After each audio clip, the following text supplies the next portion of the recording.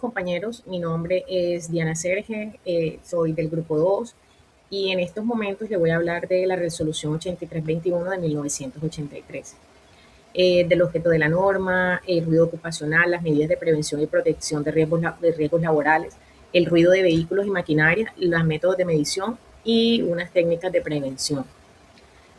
La resolución 8321 de 1983 es la norma madre del ruido en Colombia. Aunque han pasado muchos años, sigue siendo el pilar legal para la protección de la audición y la salud pública frente a la contaminación sonora. El objeto de la norma. Su finalidad es dictar normas sobre protección y conservación de la audición, salud y bienestar de las personas. Su alcance aplica a la producción y emisión de ruidos en el medio ambiente, sobre todo en los lugares de trabajo. El ruido ocupacional en el trabajo es uno de los puntos más críticos para la seguridad y salud en el trabajo, porque establece tiempos de exposición permitidos según el nivel del ruido. Según esta tabla, para un número de 85 decibeles, el máximo de 8 horas diarias permitido es lo que las personas deben estar expuestos. Para 90 decibeles, máximo 4 horas diarias. Para 95 decibeles, máximo 2 horas diarias. Para 100 decibeles, máximo 1 hora diaria. Para 105 decibeles, máximo 30 minutos diarios. Y para 115 decibeles, máximo 7.5 minutos diarios. Si pueden ver, cuando la persona está más expuesta al ruido, es menos el tiempo que debe estar en él. Las obligaciones de los empleadores. En el control de la fuente, las empresas deben modificar la maquinaria o los procesos para reducir el ruido.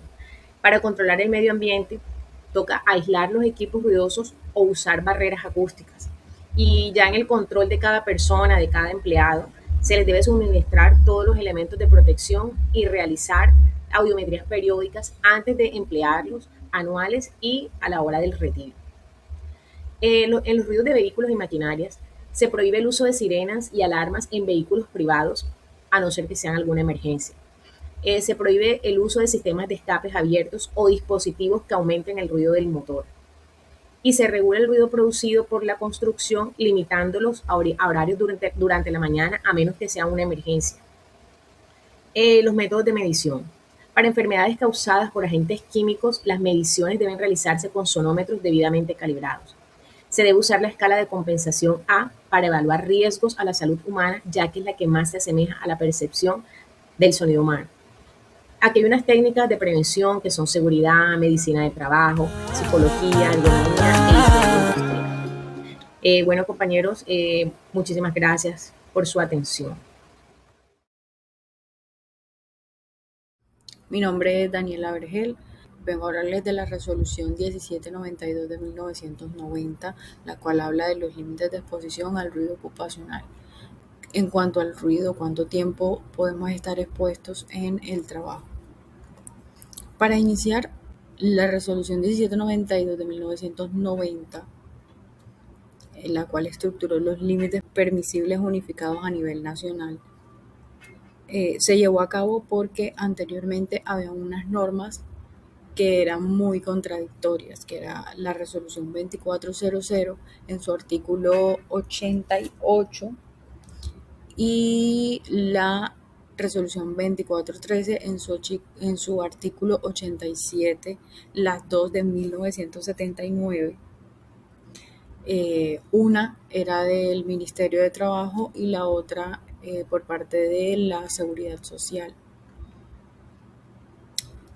Estas se contradecían y pues para llegar a una normativa que estuviera estructurada y equilibrada, no tuviera contradicciones, fuera clara, se realizó la resolución del 1792 de 1990, la cual se basó en el principio de favorabilidad. Este principio de favorabilidad viene del Código Sustantivo del Trabajo en el artículo 21. Esta norma aplica para lo que sea más favorable para el trabajador, lo que le convenga al trabajador. Primero es el bienestar de los trabajadores para esta normativa. Entonces se basó en el bienestar del trabajador para llevar a cabo los límites unificados a nivel nacional, no lo que le convenga a los empresarios, no lo que convenga de manera productiva o de manera industrial, que de pronto las máquinas, una máquina de ruido pueda trabajar en un tiempo estipulado. Si una máquina puede trabajar 30 horas de seguido, y como la máquina puede trabajar 30 horas de seguido, entonces vamos a poner a un trabajador a trabajar 30 horas de seguido, pues no. Organización Mundial de la Salud nos explica cuántas son las horas permitidas de trabajo. Entonces, para llegar a la conclusión de los límites permisibles unificados a nivel nacional, primero se hizo una exhaustiva investigación para llegar a estas cifras de límites permitidos, pero basándose en el bienestar del trabajador. Esto en cuanto a las normativas legales vigentes, cómo se creó esta norma, esta resolución. Pero para calcular cuáles son los límites, no los políticos nos pueden decir cuál es el límite de los decibeles permitidos o cuál es el tiempo de exposición que podemos tener. Se implementaron estas investigaciones técnicas para arrojar estos datos y iniciamos con la regla matemática del riesgo acústico para poder deducir estos tiempos, que quiere decir que por cada 5 decibeles incrementados en el nivel de ruido debemos dividir el tiempo a la mitad, o sea, menos un 50% de tiempo, que quiere decir más 5 decibeles se divide entre 2 el tiempo máximo de exposición permitida. ¿Okay? Aquí tenemos un gráfico de exposición acústica permitida que nos explica cuál es el tiempo máximo que podemos estar en exposición al ruido y cuál sería el límite de ruido permitido. El límite de ruido permitido sería 85 decibeles durante 8 horas. Esta investigación se basa en que de pronto si nosotros vemos que 85 decibeles no es mucho, no es tan molesto, pero durante horas prolongadas sí puede que ocurra daños, incluso daños permanentes en la audición. No es como de pronto una herida, que si nos cortamos en el trabajo, la herida va a sanar y después vamos a estar mejor. En este caso, los daños auditivos son permanentes. Entonces, 85 decibeles son permitidos durante 8 horas de trabajo.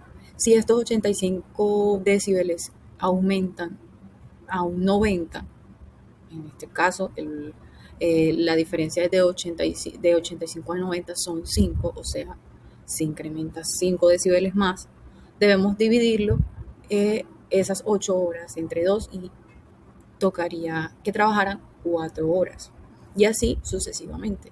Si subimos a 95 decibeles, reducimos la cantidad horaria de trabajo a 2 horas. Si aumenta a 100 decibeles, reduce la cantidad horaria a 1 hora. Si reduce 105 decibeles, solo media hora podrían trabajar. Si aumenta a 110 decibeles, el tiempo estipulado sería de 15 minutos. Los decibeles máximos son 115 y solo podrían trabajar 7.5 minutos. ¿Cuáles son los parámetros de la aplicación obligatoria? La naturaleza del sonido es uno de estos. Los límites aplican por igual para la exposición a ruido continuo e intermitente. Si en una empresa, por ejemplo, la máquina hace ruido, pero no es un ruido continuo, está en 85 decibeles y luego sube a 90 en un espacio de 15 minutos y luego reduce otra vez a 85. No importa si es intermitente, si sube, si baja el ruido. Donde llegue el ruido máximo, desde ahí es donde se deben contar las horas de trabajo. Otro parámetro es el tope de la jornada. Ninguna exposición puede exceder la jornada máxima laboral vigente de 8 horas diarias. En las normas nos dice que 8 horas es lo que debe trabajar. Entonces no pasa por encima de ninguna otra normativa. Precisamente se creó la norma para que no hayan vacíos legales y todo esté muy claro con respecto a los límites de ruido. Y el rango de acción es que se debe cumplir a nivel nacional, o sea, en Colombia, derogando cualquier disposición contraria. En conclusión, la tarjeta de cumplimiento de la resolución 1792 de 1990 explica cuáles son los límites que debemos mantener al momento de los ruidos y el tiempo de exposición a estos, cuáles son las reglas, que no importa que sea ni continuo ni intermitente, el límite absoluto, que son 8 horas diarias, de ahí no pueden pasar más tiempo, y la regla base, que son si aumenta 5 decibeles, reduce el tiempo. Esta es la protección a la salud auditiva del trabajador. Muy buena, mi nombre es Kelly Santiago. En el día de hoy vengo a hablarles del decreto 1370 del 2018. Este decreto trata de los límites de exposición de los campos electromagnéticos y bienes industriales en el sector de telecomunicaciones. Es un decreto vigente en las normativas de Colombia. Fundamentos de la higiene industrial. Es la disciplina dedicada a la prevención de enfermedades laborales mientras agentes ambientales. Higiene industrial. Su definición. Es la ciencia y el arte al reconocimiento, evaluación y control de aquellos factores ambientales que surgen de un lugar, en un lugar de trabajo y que pueden causar enfermedades. ¿Cuáles son? Se identifican agentes físicos, químicos o biológicos. Evaluación, medir los niveles y comparar los límites legales. Control, implementar las técnicas. Es importante en un trabajo implementar las técnicas, organizar, tener reglas. Campos electromagnéticos, ¿qué son? El CEN como tal son campos electromagnéticos. Es la perturbación en el espacio que originadas por la presencia de cargas eléctricas y movimientos se dividen en campos eléctricos y magnéticos. ¿Con qué frecuencia? Según el decreto 1370 regula el rango de 0 Hz a 300 GHz. Incluyen campos estáticos, baja frecuencia y radiofrecuencia. Su origen en el ámbito laboral provienen de estaciones bases de telefonía radiales, sistemas de radiofusión y equipos industriales.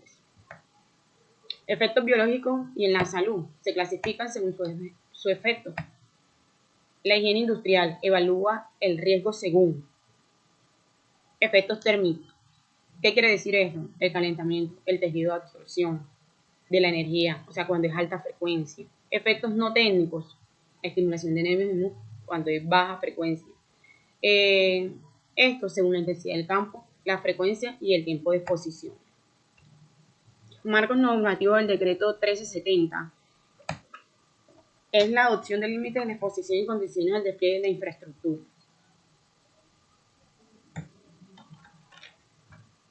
Aplicación y objetivo. ¿A qué aplica? ¿A quién aplica? A personas naturales o a personas jurídicas que se hacen responsables de las operaciones, redes o proveedores de servicios de telecomunicaciones. ¿Cuál es el objetivo principal? Garantizar los niveles del CEN generados por la atención de radiocomunicaciones que no superen los límites. Es muy importante tener como en cuenta que no superen los límites de exposiciones recomendadas por la UIT y la ISNIR. ¿Qué es la UIT? La UIT es la Unión Internacional de Telecomunicaciones. ¿Qué es la ISNIR? Es la Comisión Internacional para la Protección de Radiación No Ionizadas. Requisitos para el despliegue. Tenemos lo siguiente. El certificado del TIC. ¿Qué es el TIC? Es la tecnología de información de las comunicaciones, según la ley 1341 del 2009. Plano de localización. Las coordenadas oficiales de la IGA. ¿Qué es la IGA? Es el Instituto Geográfico de Agustín Codazzi. O sea, lo del predio, las instalaciones, lo que se va a organizar. declaraciones de conformidad con los niveles de emisión del ANE. ¿Qué es el ANE? Es la Agencia Nacional de Espectro, y ya lo vamos a ver más adelante. Vigilancia y control del ANE. Ellos son los encargados de vigilar, de observar, de verificar. Aquí lo dice Agencia Nacional de Espectro, es la entidad encargada de velar por los cumplimientos de límites establecidos. O sea, los límites, ellos no se pueden pasar, la empresa no se pueden pasar el plano ya establecido. Lo define la metodología de medición, realiza la supervisión y monitoreo continuo. Como les dije, ellos están siempre monitoreando, que están pendientes, están vigilando. Establecen planes de mitigación si se superan los niveles. Como les dije, ellos no pueden superar los niveles contratados o correspondientes de las instalaciones. Medidas de control higiénico. Las medidas son las siguientes. Distancia de seguridad. El nivel de campo disminuye dramáticamente al aumentar la distancia de la fuente. Señalización. Es muy importante que en la zona donde están haya suficiente señalización, o sea, lo reglamentario. Donde se diga zona restringida, señalización de peligro, no se puede pasar de estos límites. Blindaje y EPP, el uso de materiales de conducta. Es muy importante esta parte. ¿Por qué? Esto deben tener los elementos asignados para especiales de esas labores. O sea, no pueden decir, no, es que yo no me voy a querer colocar esto. No es que, no, es reglamentario utilizarlos para proteger su vida y proteger la vida de los demás. Es importante capacitar al trabajador que va a hacer esta labor. O sea, es muy importante decir los lineamientos cuando están en el campo, en el trabajo. Con todos ustedes, mi nombre es María Méndez y hoy vengo a hablarles de un tema fundamental para todos nosotros. Vamos a hablar sobre la seguridad y salud en el trabajo. Para ello nos vamos a concentrar en la Ley 1562 de 2012, la cual nos dice que es una norma clave en Colombia que sienta las bases de cómo debemos proteger nuestra integridad en el entorno laboral. Esta ley es el pilar de nuestro sistema general de riesgos laborales. Empecemos. Accidente laboral. ¿Qué es un accidente laboral? Accidente laboral es todo suceso repentino que nos pueda causar un daño a nuestra integridad física. Por ejemplo, pasar en un pasillo que está mojado, podemos caernos, sufrir alguna fractura. Eso se clasifica como un accidente laboral. Sigamos con las enfermedades laborales. ¿Qué son las enfermedades laborales? Son aquellas que por el largo periodo de nuestras actividades con el tiempo se nos desarrollan. Por ejemplo, en el área, en un área donde se maneja químicos, podría ser área de aseo. Las personas que realizan el aseo en las instituciones deben utilizar implementos cuando utilicen químicos para realizar la limpieza. Para ello se deben utilizar mascarillas, se deben utilizar guantes para evitar el riesgo químico, tanto inhalarlo como con el contacto. Eso se clasifica como una enfermedad laboral.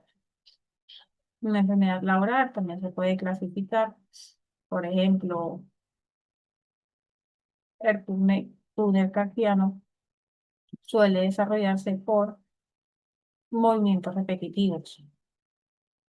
Cuando hay señales de que se está sufriendo de ello, deben hacerse los reportes pertinentes para que el empleador tenga conocimiento de ello y se tomen las medidas necesarias. ARL, ¿qué es la ARL? Es la administradora de riesgos laborales. Todos los trabajadores debemos estar afiliados a las ARL. ¿Cuál es la función de la ARL por lo general? Ellos deben dictar capacitaciones.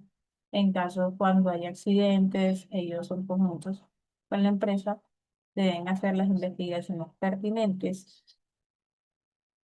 para corroborar si hubo una enfermedad laboral, si hubo negligencia por parte de la empresa o inclusive del trabajador. El empleador por ley debe implementar el sistema de seguridad y salud en el trabajo, lo que ello implica identificar riesgos, proporcionar equipos de protección personal y capacitarnos. Digamos con la higiene industrial. La higiene industrial se encarga de identificar, evaluar y controlar todos aquellos posibles riesgos. La higiene industrial abarca todo lo que es, como ya lo veníamos diciendo, identificar cuáles son las cosas que se deben trabajar para evitar que hayan accidentes laborales y enfermedades. Evalúan el riesgo que hay y proceden a controlarlo. Sigamos con el autorreporte de condiciones. Es muy importante que nosotros como trabajadores reportemos a nuestro empleador si padecemos de alguna afección médica. Es importante porque, por ejemplo, una persona que sufra de tensión alta o que sufra de asma, por ejemplo, que un día de pronto, pues por alteraciones emocionales, esos niveles suban y entre en un ataque de asma, por ejemplo, deben saber cómo ayudar a esa persona. Pero si el empleador no sabe qué condiciones médicas previas tiene esa persona, no sería posible ayudarle de la manera adecuada en el momento. Nosotros también tenemos el deber de reportar cualquier anomalía que encontremos en nuestro entorno laboral. Por ejemplo, cables que no tengan la cinta adecuada, lo cual podría causar que la persona se electrocute, un piso resbaloso que no estaba debidamente previsto. Otro ejemplo sería, pongamos un ejemplo, en las instalaciones del baño de la institución. Una puerta que no está bien colocada, que podría caer sobre una persona, nosotros debemos de reportarlo a la oficina competente para que hagan los ajustes, hagan los arreglos y así evitar accidentes. Nosotros podemos hacerlos, nosotros tenemos el deber de hacerlos. No es solamente para con nosotros, sino también para con nuestros compañeros. Debemos informar sobre cualquier novedad, tanto de nuestra salud como de nuestro entorno. En cuanto a nuestros derechos y deberes, también está muy claro que en la ley 1562 de 2002, en ello nos dice que entre nuestros derechos está la atención médica, de acuerdo, en la protección, prestaciones económicas. Nuestros deberes, usar los elementos de protección personal, como ya lo veníamos hablando, reportar los riesgos y cumplir las normas con nosotros mismos y con nuestro entorno. Hola, mucho gusto. Mi nombre es Stephanie Suárez, soy del grupo 2 y hoy les presentaré una charla de seguridad sobre la higiene industrial en el sistema de seguridad y salud en el trabajo, teniendo en cuenta el decreto 1072. Bueno, en esta charla vamos a explicar cómo la higiene industrial ayuda a prevenir riesgos laborales en el entorno del trabajo. También hablaremos sobre el decreto 1072, sus artículos principales, los tipos de riesgos laborales y un ejemplo práctico y algunas medidas de prevención. Ahora hablaremos sobre el decreto 1072. ¿Qué es esto? el cual establece el sistema de gestión de seguridad y salud en el trabajo en Colombia. Su principal objetivo, ¿cuál es? Es prevenir accidentes y enfermedades laborales mediante la identificación y evaluación y control de los riesgos presentes en el trabajo.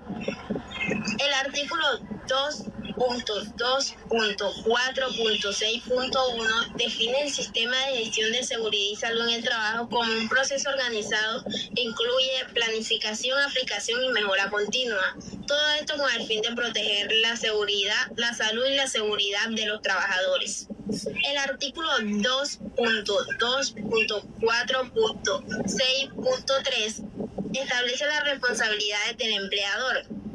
Entre ellas se encuentran garantizar condiciones seguras de trabajo, identificar los riesgos laborales y implementar medidas de prevención para proteger a los trabajadores.